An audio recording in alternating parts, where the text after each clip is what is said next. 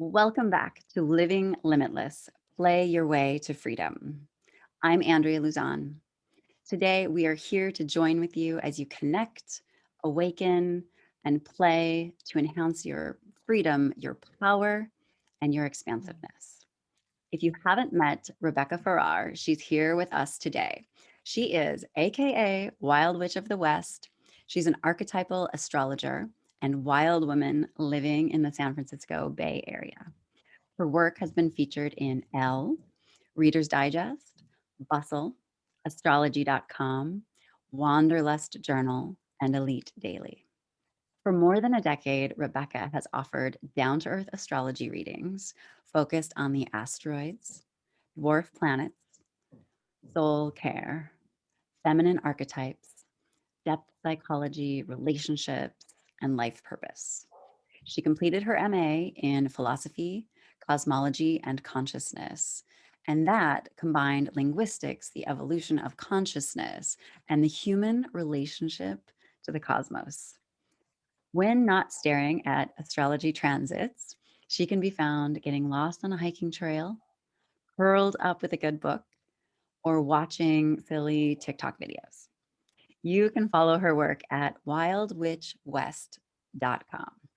Rebecca, thank you so much for being here. Yeah, thank you for having me. And I realize my bio is a mouthful. Yes, archetypal. Say that 4 times fast. I know. Um, so I would just love to start right out of the gate with a little more about your work in your own words, or at least tell us what inspires you to stay in this work. Yeah. So, so much of being an astrologer, there's so many great astrologers out there, right? And I think what I'm finding that has taken me a while to realize is that my particular kind of voice has to do with really wanting people to feel um, grateful for kind of this moment that they were born. And it's kind of like enchant themselves with themselves and the cosmos at the same time. And so that's really what kind of keeps me motivated is how can I connect people to that magic that they were Mm. really born into? Oh, goodness. Yes. So I just got to do something really fun where I chose to help us be accountable of our time. And I got to hear some monks chanting. So I'm not sure if you heard that. That's I didn't. fun. Okay. So feeling grateful about when we were born and kind of bringing us back into our magic. And so I'm hearing that that's what really lights you up. Yeah, it's fun to kind of sit down, look at someone's soul basically, and really get to like reflect back to them all the beauty that I see there. Yeah. So a lot of individuals have they either heard inklings about what their purpose was throughout their life, and others that wasn't as clear, but they've had breakdowns to break through into this kind of work. Can you tell us more about your journey? Yeah. Yeah, I mean, well, first of all, I want to say that I do think, especially in astrology and life purpose, that the whole chart is the life purpose. And I think for a while when I was trying to find my life purpose, I was like, oh, it's this one thing I need to figure out. And if I just find the right part of the chart, I'll just be able to unlock it all. And so Mhm, I think a lot of my journey has really just been realizing that my life purpose is more of just to be me, mhm, and to live as myself more authentically rather than this thing that it's like that I'm giving to the world. It's being me. And then everything else kind of comes from that moment. And mhm, so what I'm going to give is going to change depending on what part of me is alive at a certain time. So I feel like in terms of breakdowns, I mean, I'm like, wait, I think I have those every day. I mean, that's the nature, I think, of this time we're in. But also that, anyone who's self-employed, that cycle of, feeling really small and shrinking and like, I have no idea what I'm doing to then like, oh, great. Like seeing a client and being like, oh, I'm good at this. This is why I'm here. And so for me, so much of that is just riding those waves of like, feeling really great about what I'm doing in the world, and then just feeling really small and trying to kind of balance those two. wow, I appreciate your vulnerability about the daily breakdown. And so that's really opening up for me that I am calling forward in sort of a similar way. How do I remain in my integrity and my values and in who I really want to be when Mm. I'm feeling like life is not going the way that I planned? on a let's say there's, a big moment, a big upset, that something that feels like disturbance. So would you talk to us a little bit about what is a trigger and how do you stay in your authenticity or come back to your authenticity when you are in the midst of a trigger? Yeah. So I think that word is kind of a tricky one to use sometimes because I think it's been used in so many different contexts. Mhm. I kind of like to reserve that more for like emotional aspects where it's like touching a part of your psyche or your unconscious where you're like, oh, this touches a tender point. Mhm. And so I would say that so many of the things that kind of disrupt my emotional homeostasis have a lot to do with, just moments where insecurity pops in, right? Or frustration. Or I'm finding lately that, especially online, as so many of us are on social media, that I think I used to get really frustrated with myself when I would like feel angry at people and I'm starting to just realize it's like my insecurity, my anger, my rage are all like such gifts. And so I don't know that I even see them anymore as triggers so much as like, oh, okay, there's like a part of me that I haven't been paying attention to that like really needs some softness and some attention. Um, so yeah, I think I kind of don't know how to relate to the word trigger because I often find like, oh, is this a trigger or is this really just like, okay, a part of me that I was avoiding that I just didn't Mhm. really seem to see? Yeah.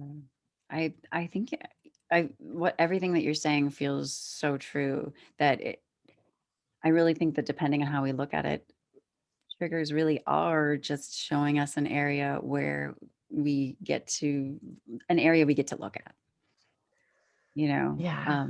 Someone earlier had said, so let's say I have a complex about feeling stupid, like, Hmm. feeling like imposter syndrome, like I don't really know what I'm doing or what I'm saying.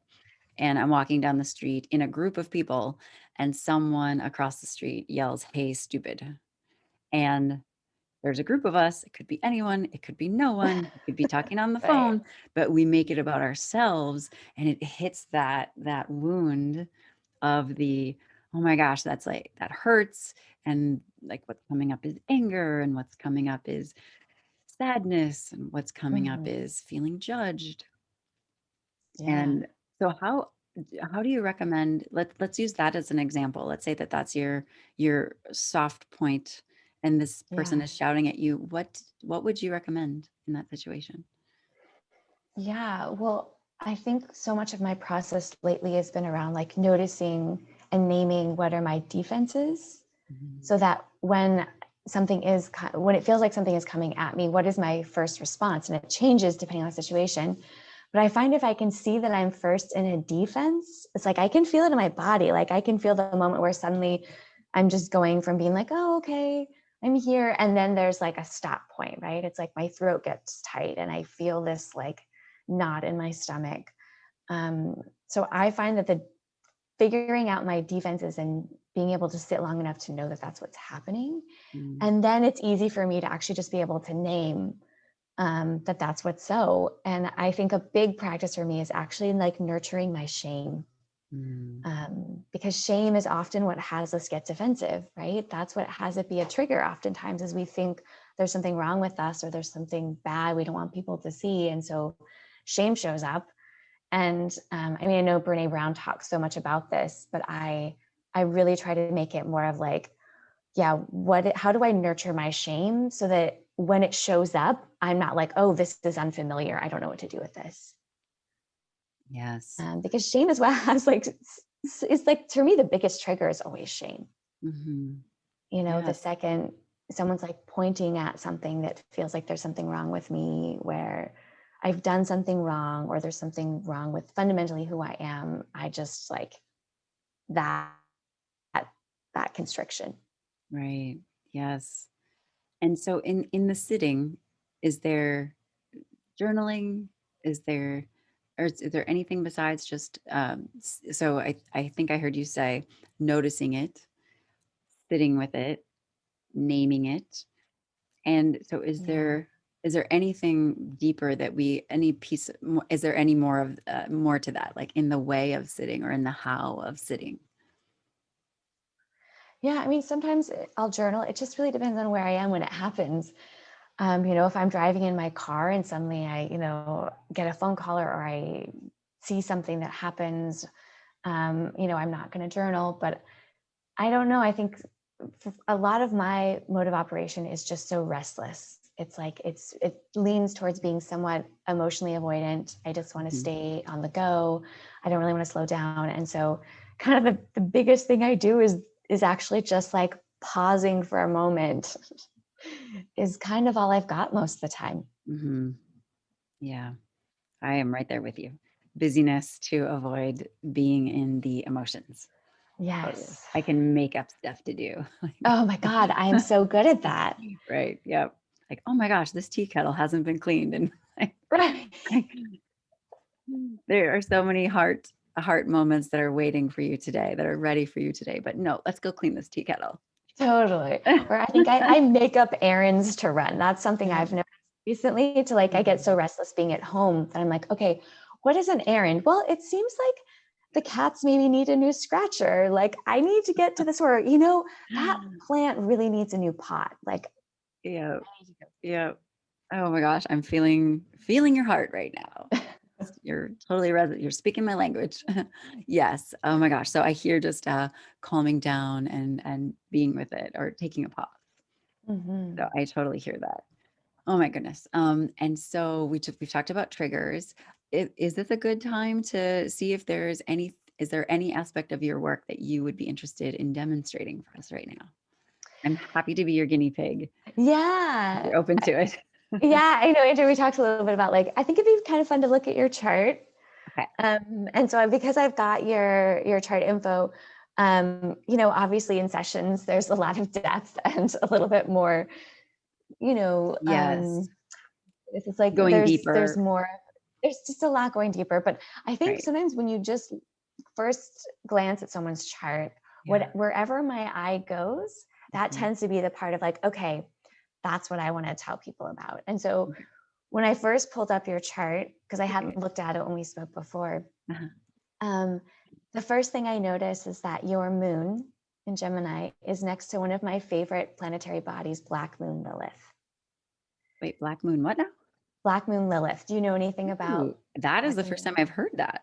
Black Okay. Moon Lilith. Ooh. Yeah, so it is Tell in me an about imaginary point in space. It's the apogee where the sun and the moon meet. So it's kind of this the farthest out place that the moon is at the time you're born.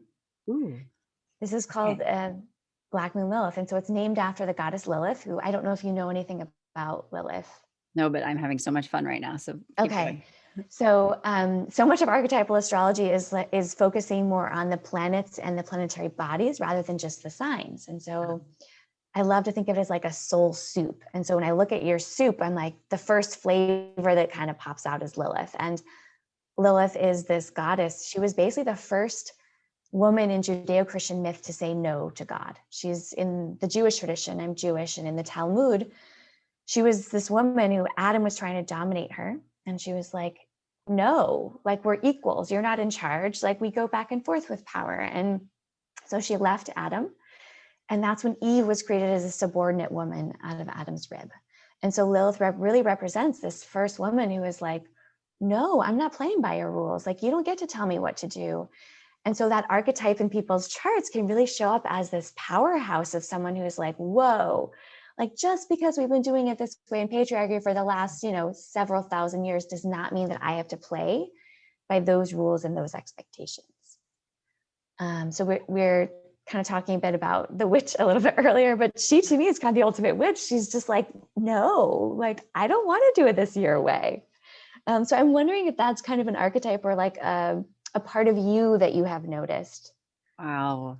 Generally, until I turned off the faucet for a while. But yes, it was always doing it in a way so different than everyone else. I walked away from a full ride to a master's degree to just travel the world. Mm-hmm. Um, just I saved up money on my own completely, waitressing. And all of my friends told me I was crazy. That like, why would you do this? You have all of this Yeah. stuff. You have this plan that's being handed to you, this life plan. And I was like, nope, I'm gonna go globetrot for a while. Oh, I Um, love that. It's like the wildness that you just like can't kind of keep under wraps, you yeah. know? Yeah, that's so interesting. So that really resonates. And then, maybe later on it'll come more forward. But yeah, I moved back to the Midwest of the United States and really like bought a house that was a little more than I could afford. And met the man, met all his friends, and they're all from the Midwest. And in my mind, I thought I had to like change and you know be smaller and more quiet and get a normal job. um Mhm. so that's really interesting. And so now the last few years has just been this like this big, I feel like this Lilith. I'm just like, she's just like clawing to get out. She's like, "You have been playing this tiny way, and this is not working for you." So, Yes. yeah. I'm so glad you're hearing her. I mean, I feel like when she's directing, things are just more interesting, Yeah. right? Because we don't make decisions based on what looks good and what we think we're supposed to do. So I mean, she's a big part of your chart. Whatever's by the moon, I mean, they're like this. It's like you're born in the moon and Lilith are like, let's be friends. Wow. So That your is so emotional process as well being yeah. driven by this. Wow, emotional process.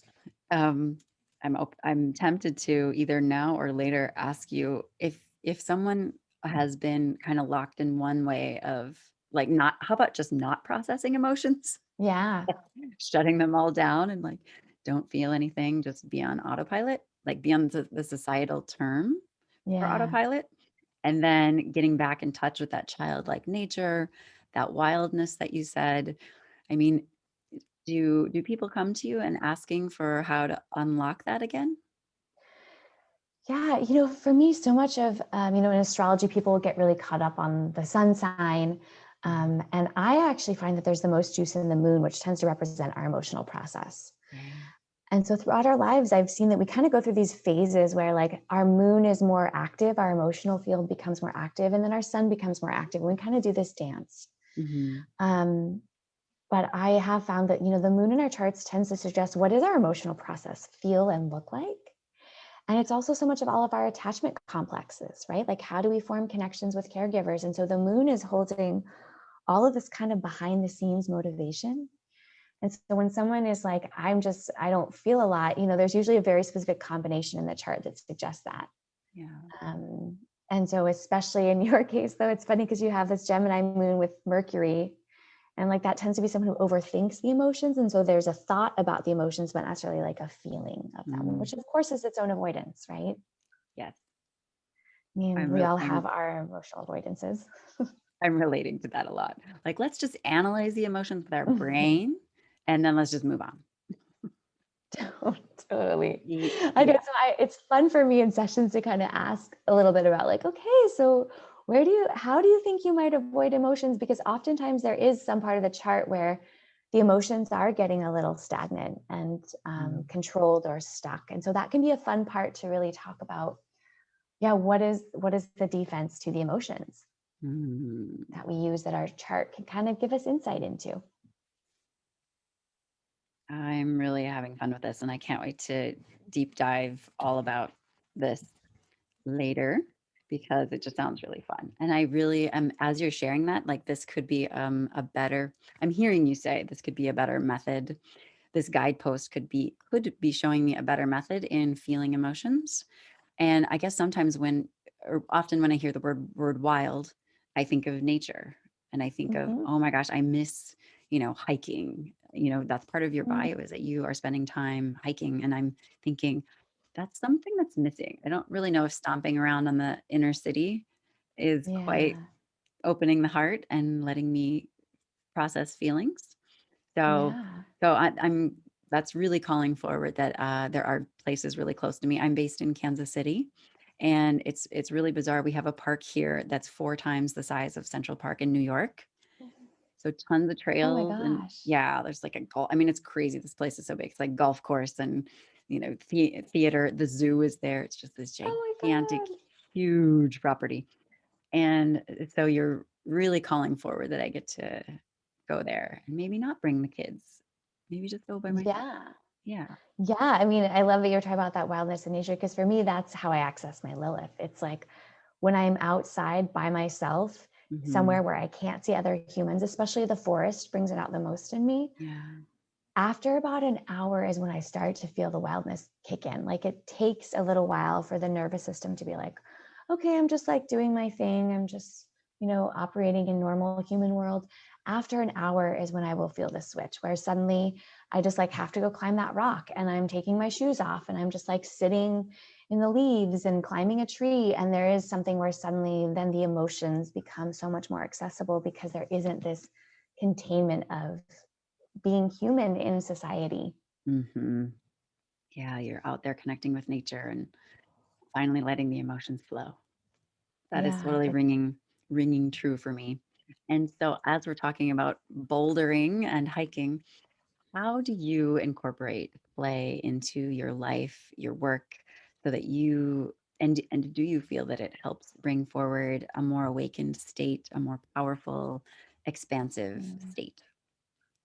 yeah.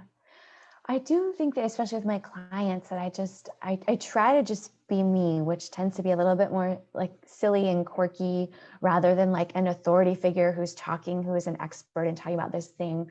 Um, I think even online, like I just try to show that I'm not take myself very seriously. Like I don't have a lot of like perfectly posed pictures of myself. I sometimes like to post things where I do look really silly. Um, I love playing with my cats first thing in the morning as a way to like wake up and remind myself of like, right, like there's play happening that I can kind of be a part of. Mm-hmm. I would also just say that like the playfulness of I live alone. And so there's often times where I just catch myself like having the urge to do something really ridiculous and watching funny videos online before bed. Um, Yeah, and then it's also tricky for me to know when I'm kind of like disassociating into silliness rather than just like the Mm-hmm. silliness that is like grounded and reliable, I guess might Mm-hmm. be the word. I do know that a part of my mode is also like getting really disassociated into kind of this like silly, crazy quirkiness rather than sometimes just like relating from a place where I'm being playful, but I'm still in myself, if that makes sense. I hear you. Yeah. Like how silly can I be versus this is feeling natural. Hmm. I think that's yeah, I hear it, but I'm not repeating it back to you very eloquently. No, But that's but I I don't even I know if I but I hear what you're saying completely. So okay. I'm hearing like playing with animals, taking silly Mhm. photos, just getting into our silliness. So do you when you're doing that, do you look at that and then it makes you laugh? Like you feel a belly laugh because you're like, wow, that's a goofy photo of me. Yeah, well, it's funny. There's this one photo that when I moved this last year, my sister sent me this ridiculous photo of myself we took on family vacation.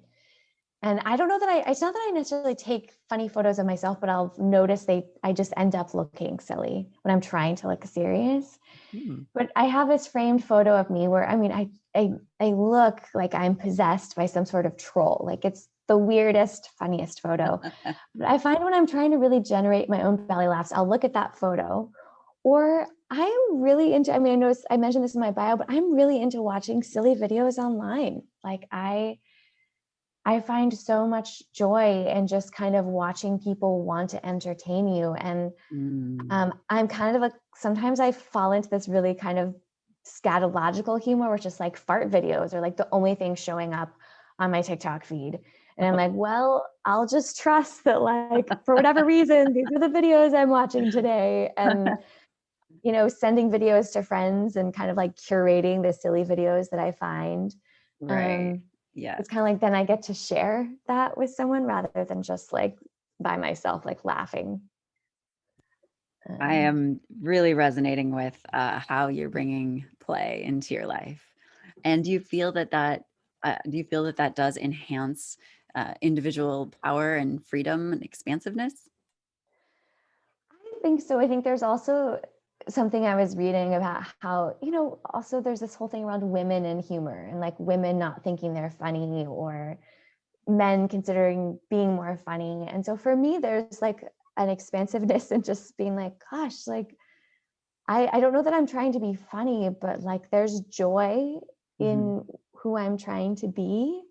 And I'm trying not to take things so seriously. And then also knowing when it is time to take things seriously and kind of playing with that balance of not using humor to avoid, but also like sometimes in the middle of a pandemic and a lot of chaos, maybe I just need to kind of disassociate and watch really dumb videos and laugh for a while. Like, Right. that's okay. Yeah, I'm hearing that. So if I say the phrase living limitless, what comes forward for you?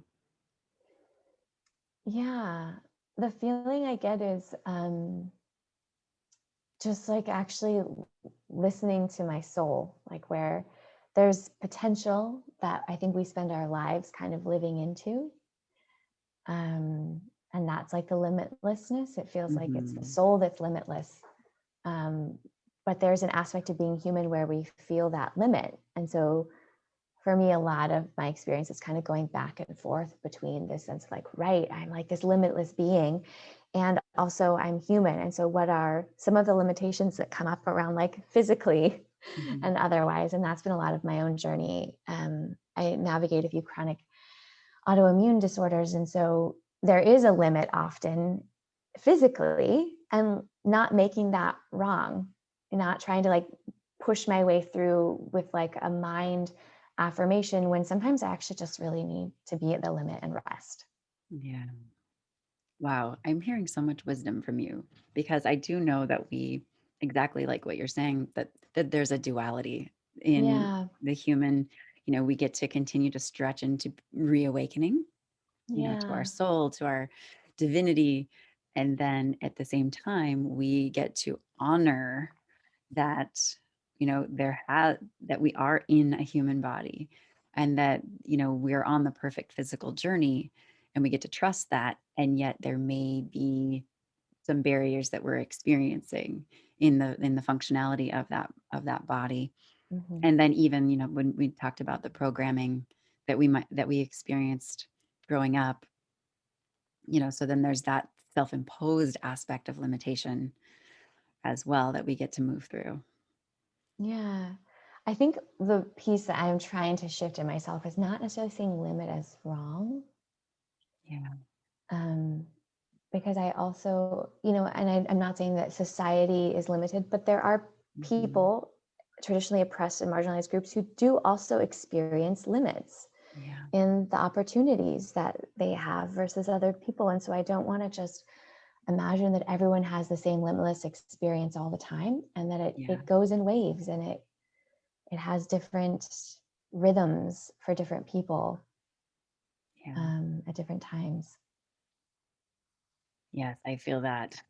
I definitely, and yet not experiencing. I mean, we have the feminine and how that Hmm. is stomped Yeah. down in many ways and has been for eons. And then there are just so many other cultures and experiences that are feeling a sense of being stomped down and um, being kept from giving themselves permission in that same way. I feel Yeah. like, and I feel like humanity is surging forward, and then I know that so many people are experiencing that we are still so far behind in regards to allowing people to stand in their power. Right. And I think a piece for me is I just don't want to ever negate someone's experience of limit, right? Yeah. Hmm.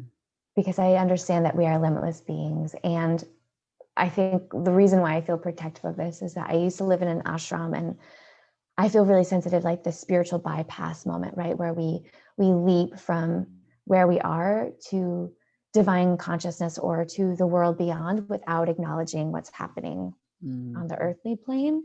And so for me, I work really hard to make sure that I'm always acknowledging what's happening on the earthly plane, not as like a someone's a victim or they can't get what they want, but to just like acknowledge someone's reality and my own Hmm. reality. To me, that's where like actual limitlessness happens, is when you first start with like what's so. Yeah. Yes. Indeed. And so that is helping. That's what's bringing for. Excuse me. What's coming forward for me is that what practices.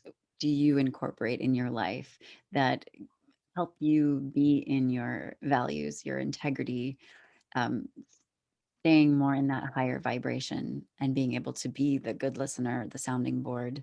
My experience of you is that you are amazing at holding space for people. And so, what practices help you stay in that vibration? Hmm. It's a good question because I feel like I just go in phases where sometimes I just don't have any. And I'm just kind of, my day-to-day life doesn't really have a routine right now. I like to think that with clients, with client work, I often have a little bit of a routine, like, okay, I need to like root my feet into the earth and Hmm. my energetic body, and, Hmm. make sure I'm not projecting as little as possible onto them, because Mm, of course, by nature of being human, everything is going to be through my own lens, but how can I try yeah. to limit that? And so I find that there's a lot of prayer. Um, and ritual for me is kind of just a daily art where Mhm. everything kind of becomes ritual. Like I turn on a particular light before I see clients as just like, okay, here we are. I, again, I play with my cats, but to kind of stay in a higher vibration, I don't know that that's something that I've been particularly good at lately, besides it's like laughing in silly videos are kind of the best I've got right now. I Mm, don't have a great meditation practice like I used to.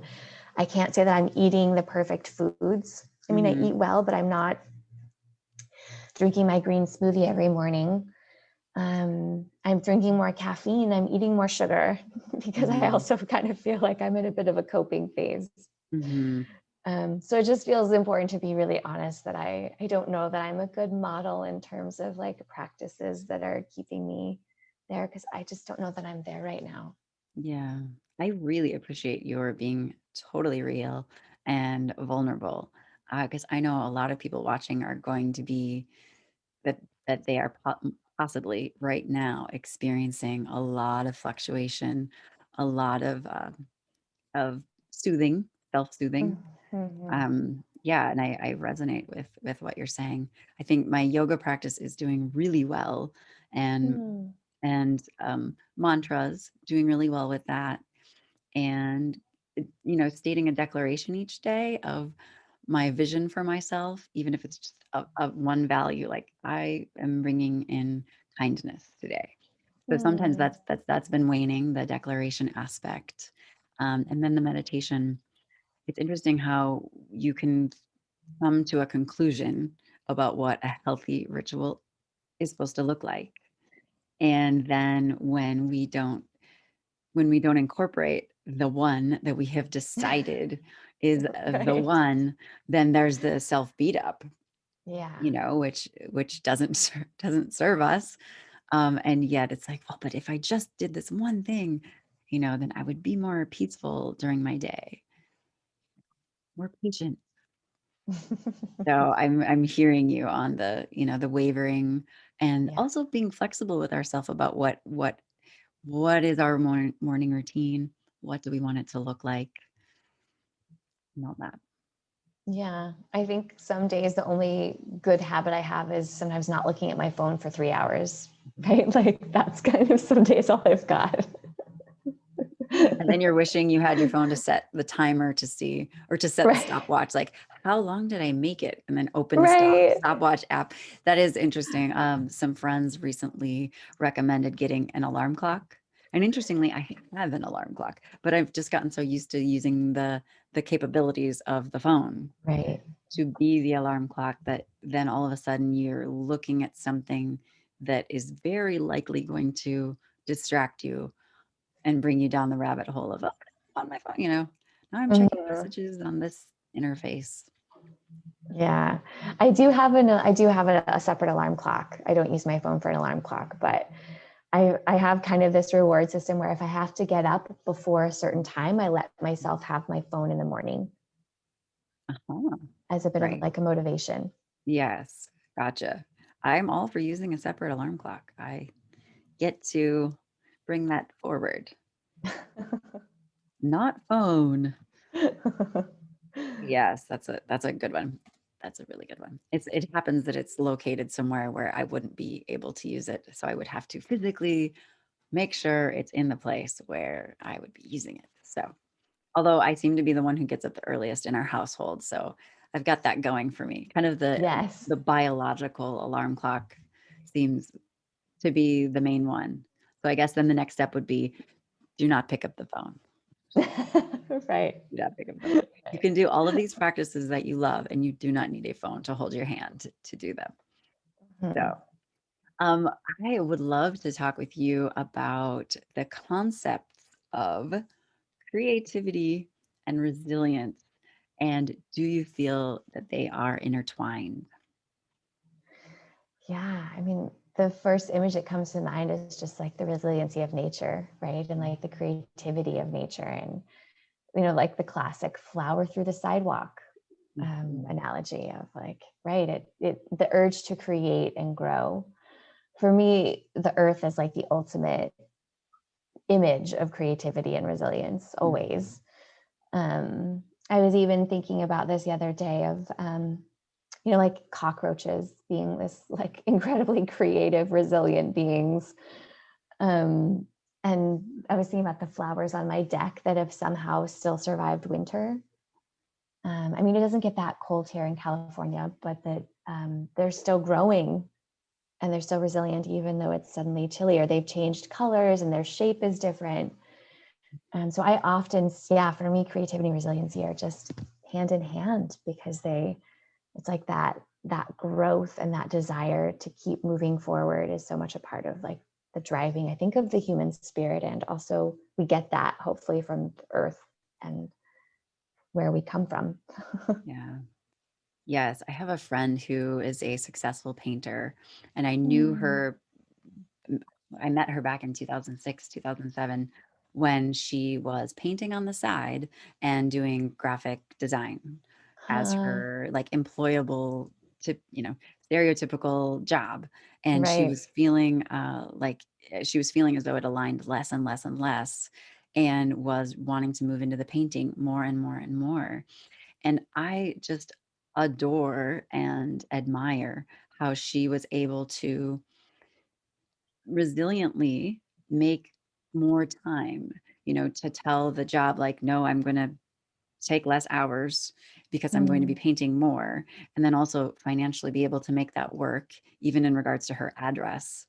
So changing things so that they could fit the less office hours, more pursuing my creative passion hours. mm, And because of that resilience and giving herself time to be in her creativity, that this is now what she does. She does a lot of commissioned work, and I have her work all over my house because I could afford it when she was just starting.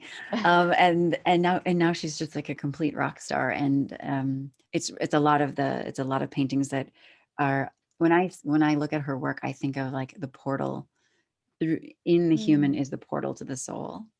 I feel like a lot of her, it's a lot of figurines with like openings around in this area. So just to give you more Oh. information, but it resonates, and I really admire her, and she's a torchbearer for me in that there may be struggle in getting to following your passion. Mm. That sounds so beautiful. Yeah. Her images sound stunning. Yes. Do I have one nearby? I could I know. grab I was one. definitely looking like, do I see any? Yeah, jump off camera and go grab one. I could do that. Um, so let's see. I would I would love for our audience members to have an opportunity to experience your work themselves. And I understand that you have a perk or a gift that you would like to share with our audience members. Please tell us how we can get it. Yeah. So I'm offering 10% off any type of astrology readings. I have several kind of different types for individuals or for couples, or even astrology readings geared towards finding the best place to live based on your chart. But so I'm offering 10% off with the code Living Limitless. And so you can basically just go to my site, there's a link, and then you can use that code to get the discount. Outstanding. And I will make sure the details to that are below. And so I really hope that you take advantage of experiencing Rebecca's work. And so to wrap up, I would just want to give Rebecca an opportunity to share. I feel as though there is someone watching whose life gets to really, like the flower petals get to peel back and open, in their life more profoundly. Should they work with you? Mm. And so to call that person forward, what would you like to say to him or her? Yeah, I think I would just say that there's so much of astrology and so much of, I think, the struggle of being human is where it's hard to trust ourselves. And for me, the practice of looking at someone's chart is often that they're in a transition or they're in a phase of like not knowing what's next. And then being really mirrored back in a session that they were on the right track, that they Mm, can trust their soul, that they're aligned with themselves. And so I think that can be kind of the most valuable tool when you're not sure what's happening or you're not sure what the next step is. Sometimes the acknowledgement of like, oh yeah, you've been in a phase for about 2 years of this according to this guy, and so this ends in another few months, and then I expect things to open up again. Or yeah, you're moving into a phase where you're just needing more alone time. And really asking people to get mirrored back, trusting themselves, for me is the biggest healing part of the work that I yeah, do. I love that. I feel as though that's our mission on earth as Mm. souls in a human body, is to get back to trust. Yeah, ourselves. It's so it's so hard. And then when someone else who you don't have a connection to, sometimes it's just like, hey, it seems like this is a great path for you. It's like, oh right, of Right. course. Yes. And to be looking at, when you were born, where you were born, where things were located, and where they're located now, and how that can, it can show, it's like a printout that it can show you something. Yeah. And I'm grateful that there are people like you who can interpret that. Because the first time I ever saw an astrological chart, I just was, and now I have much more of an idea Hmm. of what some of the things mean. Maybe like 1/16. I can kind of understand, at least I can read some of the symbols. But when, looking at it, I just thought, I this is very colorful. Color- this is colorful, There's a lot and going on. yeah, it's a lot of lines, and it's very pretty. Okay, what in the world is happening? And yeah, that wasn't even so long ago. That was just a couple of years ago that I saw my very first one. And it was such a beautiful gathering of friends. We were having lunch, and which was kind of a last minute thing. It was on a break. We were taking some beautiful classes together. So we were on a break, and a couple of the people said, well, the two of us were going to have lunch because I am going to read this person's chart. And then, Hmm. that person said, "Oh, it's okay, like I adore these individuals, so we're just gonna do that together as lunch." And it was so profound to for my first time really opening to that, to hear Hmm. two people I adored, to hear one person read another person's chart, and I knew them both quite intimately, so it was just beautiful, and just the things that were coming forward from his background, and what was unfolding and what could unfold, and it was really exciting. So I was like, Sounds me, really pick me. sweet. Yeah, so I ended up booking with her very shortly thereafter because I thought, wow, that was so interesting. I want to learn all those things, please. Hmm. So, Yeah, it's so I definitely an interpretation of a sky language. Yes. Ooh, sky language. Yes, I love that. I love that terminology. So, at this moment, I just really want to stand in gratitude and say thank you to you, Rebecca, for giving so generously, not only your wisdom but your time. Thank you, Andrea. Thank you so much for just inviting me here to get to share about what I love. And I love that you're really bringing people into and inviting them into a conversation about what's next for them and their potential and this connection to their soul. I'm just really Yes. grateful that you're offering this. Yes. Thank you. Thank you. And we will. I have a strong feeling you and I are going to be doing this again in the next I soon. That would just really light me up. I would love to. So I want to thank our audience members, our viewers, our listeners. This has been Living Limitless. Play your way to freedom with Andrea Luzon. Thank you so much for being here, and I can't wait till next time.